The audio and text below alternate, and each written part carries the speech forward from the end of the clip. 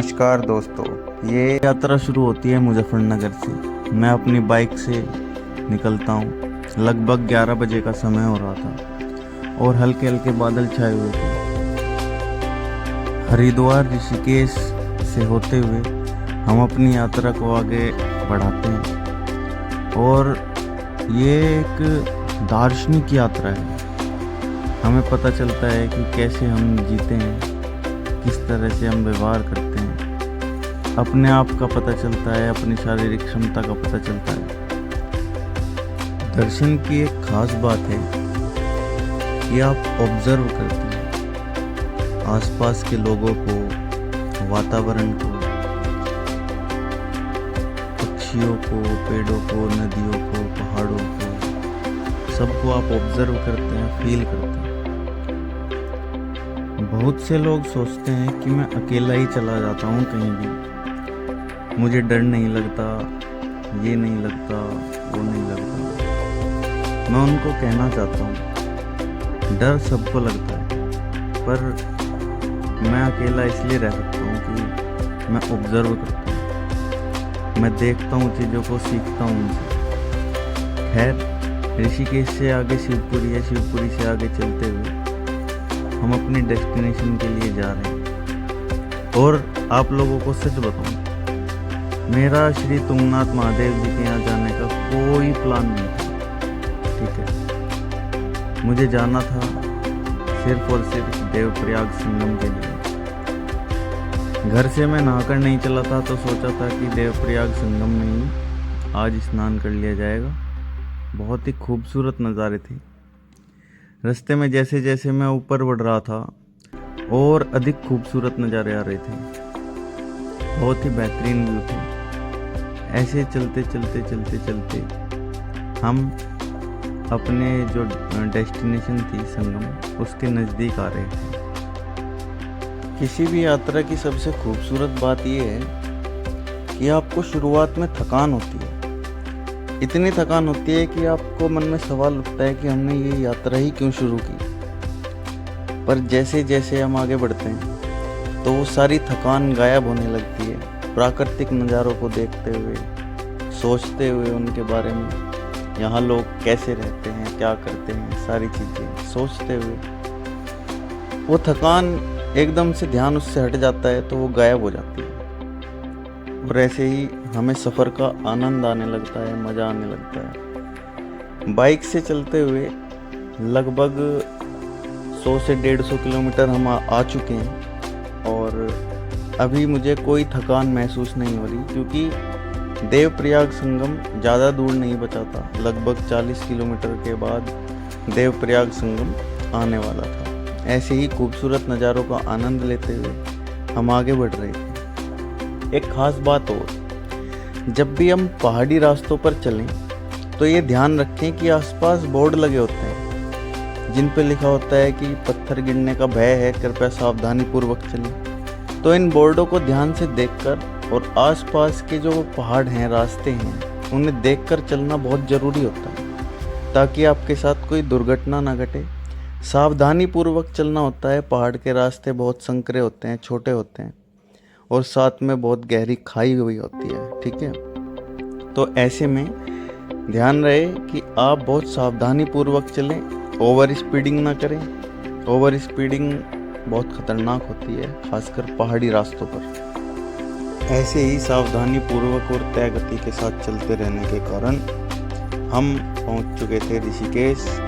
ऋषिकेश के बाद शिवपुरी, शिवपुरी के बाद ब्यासी, ब्यासी के बाद कोडियाला। कोडियाला पहुंचकर ज़्यादा दूर नहीं रहता है देवप्रयाग, 35 से 40 किलोमीटर बचते हैं। और यहाँ आकर मुझे थोड़ी थकान महसूस होने लगी थी। मैंने सोचा था देवप्रयाग जाएंगे, संगम में नहाएंगे तो अपनी थकान पूरी तरह से गायब हो जाएगी, क्योंकि शीतल जल जो नदी का होता है, गंगा नदी का, वो पूरी थकान गायब कर देता है। ऐसे ही हम चलते जा रहे थे ये सोचकर, और बहुत ही खूबसूरत नज़ारों का आनंद लेते हुए चल रहे थे।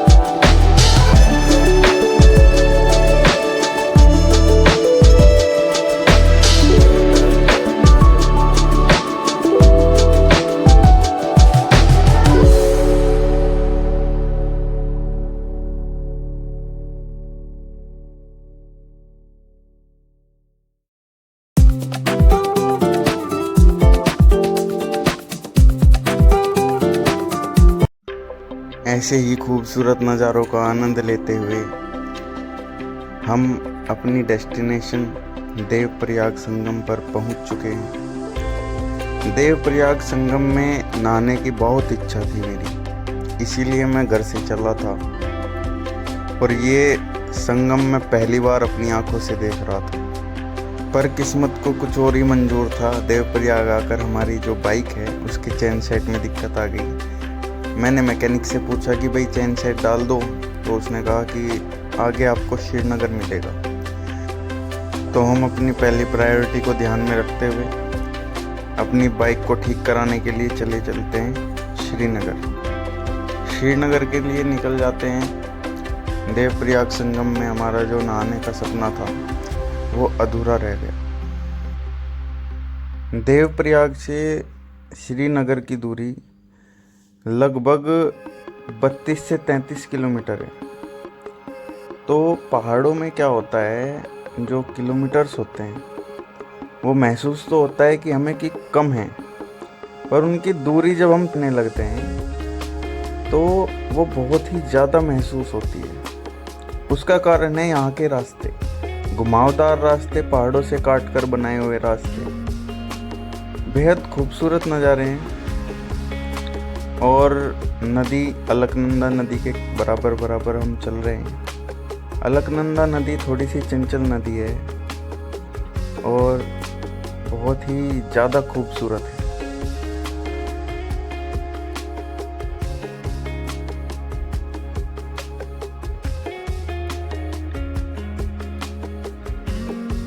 श्रीनगर पहुंचकर हम अपनी बाइक ठीक कराते हैं और आगे निकल जाते हैं। मैकेनिक भैया से पूछकर कि चोपता कितना जाने में टाइम लगेगा, तो उन्होंने बताया कि 2-2.5 घंटे लग जाते हैं। तो हम चोपता के लिए निकल पड़ते हैं बिना कुछ सोचे, बिना कुछ समझे। महादेव की भी यही इच्छा रही होगी कि उन्होंने हमें बुलाया, तो हम अपनी बाइक को उठाकर निकल पड़ते हैं। श्रीनगर के बाद अलकनंदा नदी का एक बहुत बेहतरीन नज़ारा आता है, जहाँ वो पूरी चौड़ी होकर चलती है। उसके बाद धारी देवी मंदिर आता है रास्ते में, 9 किलोमीटर बाद है ये श्रीनगर के। बहुत ही खूबसूरत मंदिर है अलकनंदा नदी के बीचों बीच। धारी देवी मंदिर पार करके हम निकल जाते हैं अपने सफ़र के लिए। बहुत ही खूबसूरत नज़ारे शुरू हो गए थे, बड़े बड़े पहाड़, छोटे छोटे रास्ते की खास बात यह है कि आगे तक ही हाईवे बना हुआ है, रोड की कोई दिक्कत नहीं। ठीक है। श्रीनगर से अगला पड़ाव था हमारा रुद्रप्रयाग। रुद्रप्रयाग उत्तराखंड का एक ज़िला है और रुद्रप्रयाग से ही हमें अपने रास्ते को बदलना था।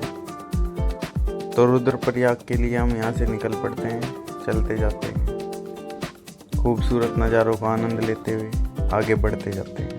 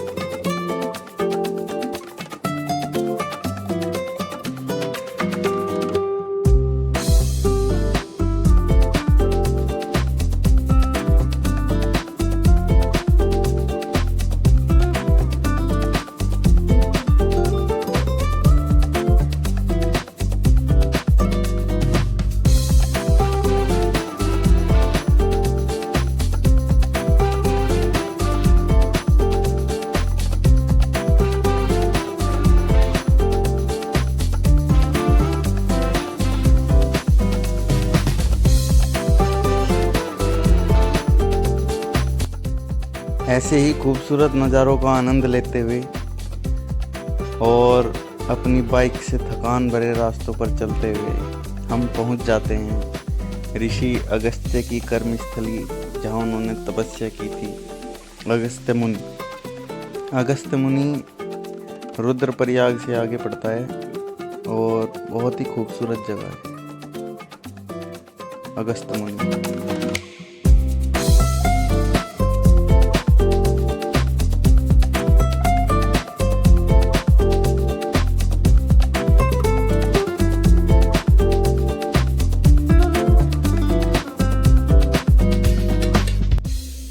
अगस्त मुनि से आगे चलकर थोड़ी दूर एक गुप्त काशी से पहले जगह पड़ती है कुंड।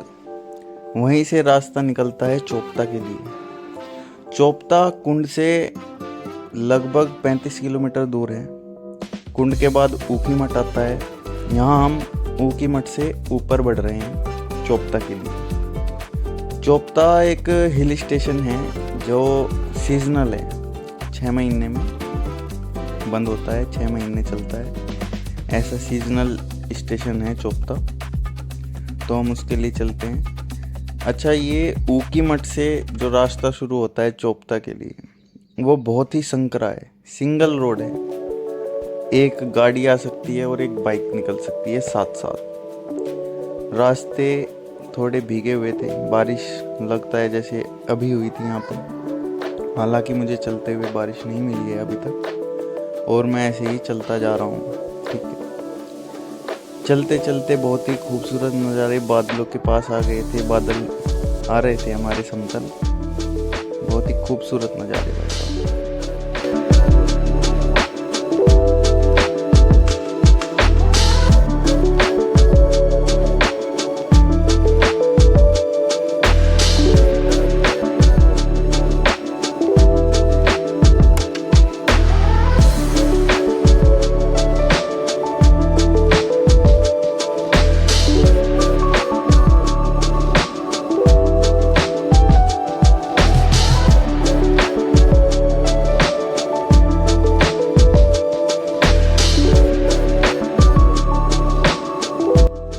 शाम होने लगी थी। बीच बीच में बहुत खूबसूरत झरने भी हमारे पास आ रहे थे। इन झरनों के पास हम थोड़ी देर रुकते, इनको निहारते और फिर आगे बढ़ते। ऐसा करते करते हम अपनी डेस्टिनेशन चोपता पहुंच गए। बहुत ही बेहतरीन मीडोज थे, व्यू बहुत अच्छा था। फिर यहीं रात में कैंपिंग करके हम रात को 2 बजे अपना ट्रैक शुरू करते हैं। चल दिए हैं भाई तुंगनाथ के लिए, बाबा जी के दरबार में, और अकेला जा रहा हूँ। 3 बज रहे हैं, अभी आधे घंटे पहले चढ़ाई शुरू की थी। अकेला ट्रैक कर रहा हूँ, पूरे रास्ते में अभी तक कोई नहीं है। 3.5 किलोमीटर बाद मंदिर है और 1.5 किलोमीटर बाद चंद्रशिला पीक। तो भाई देखते हैं जैसे भी होता है, आराम आराम से चल रहे हैं। बाकी भगवान महादेव की इच्छा। हर हर महादेव। तो भाई टाइम हो चुका है 3:30। 1 घंटा हो गया है चलते चलते और लगभग 1.5 किलोमीटर तक हम आ गए हैं। और अभी 3 किलोमीटर और है चंद्रशिला पीक और 2.5 किलोमीटर दूर है मंदिर, श्री तुंगनाथ महादेव मंदिर। कैमरे में आ नहीं रहा है वरना मैं आपको नज़ारा दिखाता। अंधेरा है दरअसल, पर आंखें जो देख पाती हैं वो शायद कैमरा नहीं देख पाता। आंखें ज़्यादा मेगापिक्सल की होती हैं। बहुत खूबसूरत नज़ारा है रात के 3 बजे। रात के 3 बजे भी मैं साफ देख पा रहा हूँ हिमालय की बर्फीली चोटियाँ, ऊपर बर्फ से ढकी हुई, नीचे बादल। चलते जाना है। अभी 9-10 बैंड है, वो बैंड कवर करके सीधा महादेव की यात्रा पूरी हो जाएगी। खड़ी चढ़ाई है भाई, पूरी खड़ी चढ़ाई। ठीक है भाई, 5 बैंड कवर हो चुके हैं और नज़ारा देखो। वहाँ से आ रहे हैं हम जहाँ से लाइट जल रही है, ऐसे दिखाई नहीं देगा। लगभग 4:30 का वक्त है और हल्का हल्का जो है अंधेरा छटने लगा है, रोशनी होने लगी है और मंदिर के पास हम पहुंच चुके हैं। हमारे आने के चांसेस बहुत कम है भाई आ जाओ। 2:30 बजे चले थे नीचे से और पहुंच गए हैं। लगभग 5 बजने वाले हैं, 15 मिनट में। और 15 मिनट में ही हम शायद महादेव के दर्शन कर पाएँ। और बहुत ही खूबसूरत नज़ारे हैं भाई, बहुत ही बेहतरीन। ये देखो, वाह।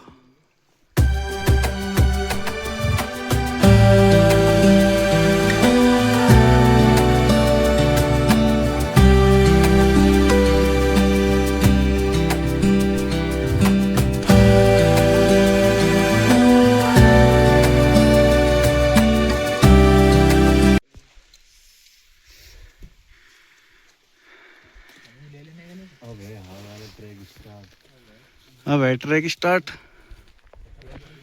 ये मंदिर है यहाँ तुंगनाथ का, इधर से जाते हैं। और ये पीछे बादलों से ऊपर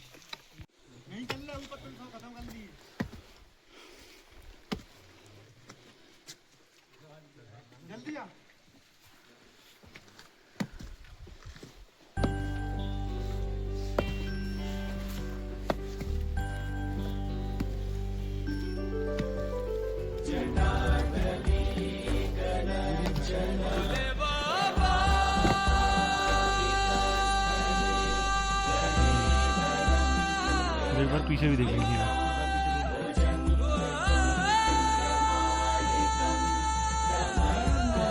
हर हर महादेव।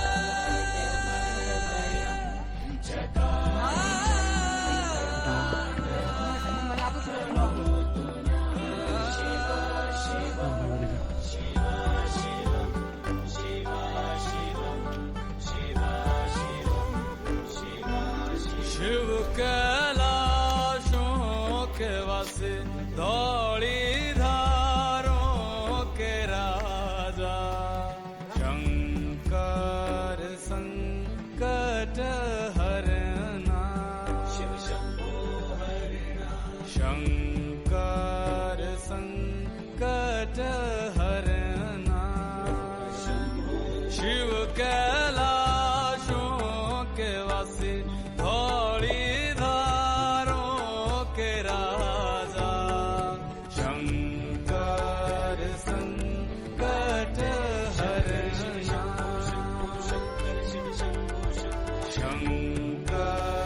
संकट हरना।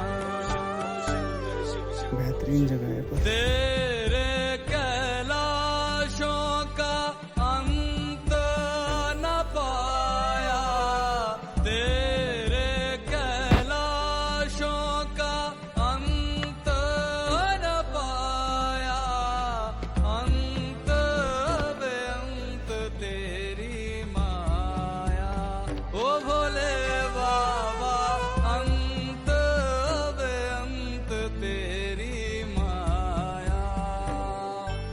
शिव कैलाशों के वासे धौली धारों के राजा, शंकर संकट हरना,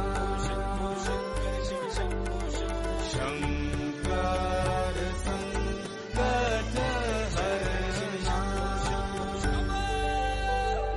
बेल की पत्तियां भांग धतूरा, बेल घूम जाओ की एक बार। पत्तियां भांग धतूरा, शिव जी भैया आप भी के पढ़ो। मन को लोभाए, ओ भोले बाबा, शिव जी के मन को लोभाए, शिव कैलाशों के वासे मेरी धौली बात- धारों के राजा, शंकर संकट हरना, शंकर संकट हरना।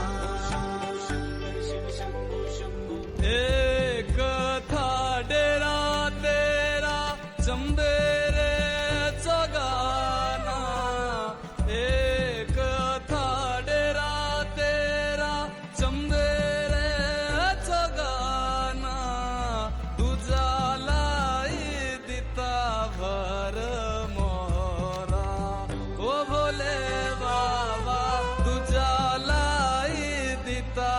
घर मोरा शिव कैलाशों के वासी धौली धारों के राजा शंकर संकट एक बार फिर हाथ जोड़ो, हाथ जोड़ना भैया। चलो चलो चलो चलो चलो चलो।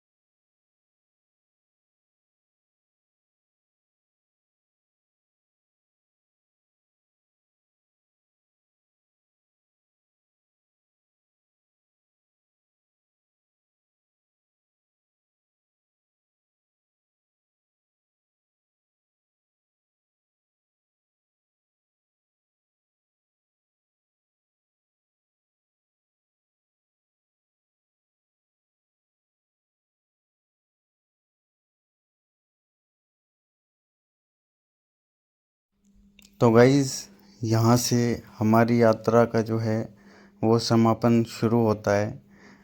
महादेव के दर्शन करके नीचे चोपता से हम अपनी बाइक को उठाकर दोबारा निकल पड़ते हैं अपने गंतव्य की ओर, जो कि है हमारा घर। ठीक है, और आज मेरा जन्मदिन है। मैंने अपना जन्मदिन सुबह महादेव के दर्शन करके मनाया है और ये मेरे लिए सबसे ज़्यादा खुशी का दिन है। कमी का क्या है, इंसान को हर वक्त किसी ना किसी चीज़ की कमी खलती रहती है। हमें बस उस कमी को पूरा करना चाहिए, किसी भी माध्यम से, किसी भी तरीके से अपनी खुशियों को जीना चाहिए। हर वो काम करना चाहिए जिस चीज़ में हमें खुशी मिलती है। तो हम अब चल पड़े हैं चोपता से नीचे दोबारा ऊकी मठ के लिए। ऊकी मठ से फिर अपना ऋषिकेश जाएंगे, फिर अपने घर मुजफ्फरनगर। यही यात्रा की शुरुआत थी और इसी तरह यात्रा का अंत भी होगा।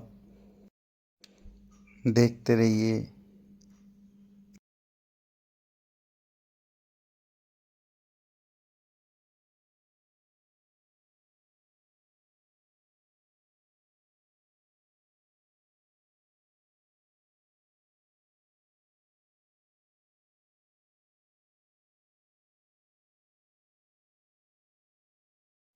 चोपता से नीचे आते हुए बहुत ही सुंदर सुंदर गांव देखने को मिल रहे थे। इनकी सीढ़ीदार जो ये खेती होती है, ये बहुत ही सुंदर लगती है, बेहद खूबसूरत लगती है।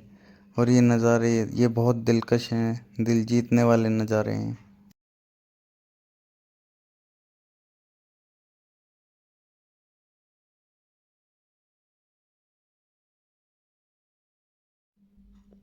दोबारा से हम आ गए हैं माँ अलकनंदा की गोद में और यहीं से चलते हुए बहुत ही खूबसूरत लग रही है अलकनंदा नदी।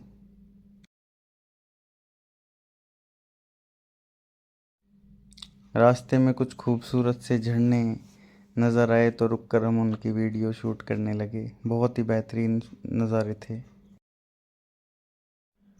और दोबारा से हम आ चुके हैं इसी संगम पर जिसके लिए हम घर से निकले थे, पर इस संगम में हमारा नहाना नहीं हो पाया।